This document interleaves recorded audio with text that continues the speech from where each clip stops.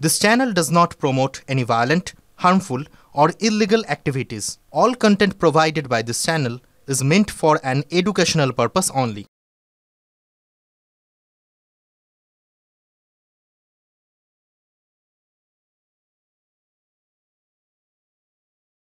অনুপ্রবেশের চেষ্টা বাংলাদেশের প্রাক্তন সেনা আধিকারিকের।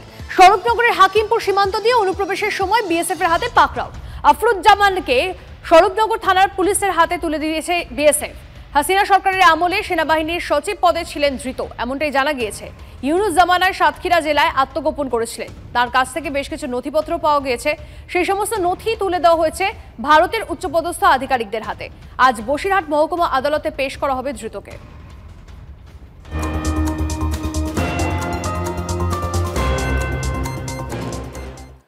স্বরূপনগর থেকে গ্রেপ্তার এক বাংলাদেশি নাম পরিচয় গোপন করে 10 বছর ধরে এদেশের মেয়েকে বিয়ে করে বাংলায় থাকছিল অভিযুক্ত। মাঝে মধ্যে বাংলাদেশে যেত বলে অভিযোগ। বাংলাদেশে তার নাম নাজমুল গাজী। জানতে পারে পুলিশ। বসিরহাট থানার পুলিশ গ্রেপ্তার করে নাজমুলকে ম্যারাথন জিজ্ঞাসাবাদ করে পুলিশ ও বিএসএফ। কেন নাম পরিচয় গোপন রেখে ভারতে বসবাস, কারা আছে নেপথ্যে, খতিয়ে দেখছে পুলিশ।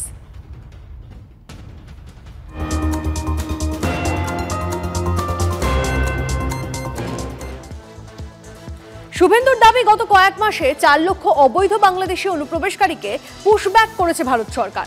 বাংলাদেশ সরকার তাদের ফিরিয়েও নিয়েছে। পশ্চিমবঙ্গ জমি না দেওয়ায় কাঁটাতারের বেড়া দেওয়া যাচ্ছে না, সে কারণে অবৈধ অনুপ্রবেশ হচ্ছে, অভিযোগ বিরোধী দলনেতার। এটা প্রত্যেক দিনই হচ্ছে। এর কারণ হচ্ছে 540 কিলোমিটার এলাকাতে আপনার ফেন্সিং এর জন্য জমি দেয়নি। 16 সাল থেকে জমি চাওয়া হচ্ছে, কিন্তু মমতা ব্যানার্জি জমি দিচ্ছে না।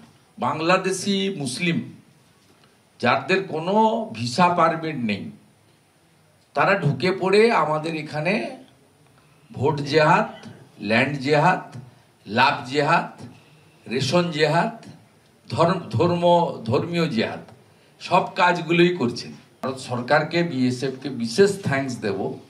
তারা ইতিমধ্যে 4 লক্ষের কাছাকাছি অবৈধ বাংলাদেশি মুসলিম অনুপ্রবেশকারীকে পুশব্যাক করেছেন, এবং বিজিবিকেও ধন্যবাদ দেব, তারা নিতে বাধ্য হয়েছে। ভারত সরকার পরিষ্কার বলেছে, যদি ভিসা পারমিট থাকে আমরা একজনকেও পুশব্যাক করব না। আপনারা আমাদের তথ্য দিন। ভারত সরকার যে তালিকা ওদেরকে তুলে দিয়েছে, বাংলাদেশ সরকার লজিক্যালি নিতে বাধ্য হয়েছে, লফুল্লি, যে এদের কাছে ভিসা পারমিট নেই, কিন্তু এরা বাংলাদেশি নাগরিক।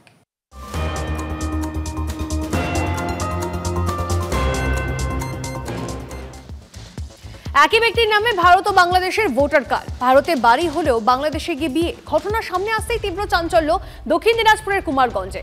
জানা গেছে ওই ব্যক্তির নাম রাজ্জাক সরকার, পেশায় কৃষক। কিভাবে একজনের কাছে 2 দেশের ভোটার কার্ড থাকতে পারে? ঘটনায় নিজের এক্স হ্যান্ডেলে 2 দেশের পরিচয়পত্রের ছবি শেয়ার করে প্রশ্ন তুলেছেন সুকান্ত মজুমদার। বিষয়টাকে কেন্দ্র করে শুরু হয়েছে রাজনৈতিক তরজা। এসআইআর জরুরি বলে দাবি করে ফের রাজ্যের শাসক দলের বিরুদ্ধেই সরব হয়েছেন সুকান্ত। ইতিমধ্যে বিষয়টি খতিয়ে দেখার আশ্বাস কুমারগঞ্জ ব্লক প্রশাসনের। ইন্ডিয়ান নাগরিক আপনারা এদের প্রমাণ করে না, এখানে সবকিছু ছিল। ওইখানে মানে ওটা বলতে পারবো না যে কে ওইখানে কি করে কার্ডটা তৈরি করছে, কিভাবে হয়েছে, ওটা আমি বলতে পারবো না। আচ্ছা, এই জিনিসটা হয়তো ওইখানে এখন কম্পিউটার যুগ যেভাবে হয়ে গেছে হাসানোর জন্য, তারপর এখানে সব অফিসাররা আসলো বিএসএফ এর তরফ থেকে, সিও, আইজি, ডিজি, উনি কোর্টে বা থানায় যে কোনো জায়গায় যেখানে সরকারি দপ্তর সেখানে জমা করে দিল। সরকার দেখলো যে না, ডকুমেন্ট পত্র ঠিক আছে, ইন্ডিয়ান নাগরিক, কোনো সমস্যা নেই। তাহলে বাংলাদেশের কার্ডটা কিভাবে এলো সেটা প্রশ্ন। এখন আমি যদি আপনাকে বলি কেমন করে আসলো।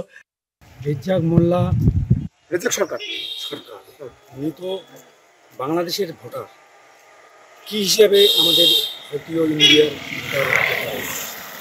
ওনাকে তো ওনার এখানে তো ভোটার লিস্ট থেকে কেটে এসআইআর শুরু হবে, ভোটার লিস্ট থেকে 1 নম্বরে কেটে বাদ দেওয়া হবে। এভাবে 2 দেশে কীভাবে ভোটার হতে, যে কোনো এক দেশে অবলম্বন হতে হবে। ভদ্রলোকের নামে বলছে, সেই ভদ্রলোকের বাবা মানে বামফ্রন্টের সময়, বামফ্রন্ট যখন ক্ষমতায় ছিল তখনকার পঞ্চায়েতের মেম্বার ছিল আমার যতদূর জানা। তো এগুলো কিছু না। আর আরেকটা জিনিস, উনি হচ্ছে বাংলাদেশের মহিলাকে বিয়ে করেছিলেন সেই সময়, সেটা তো হতেই পারে, মানে বিয়ে এটা হতেই পারে, কিন্তু সেই সময় কার্ড ছিল কিন্তু বর্তমানে তার কোনো কার্ড নেই, বর্তমানে ভারতেরই কার্ড আছে।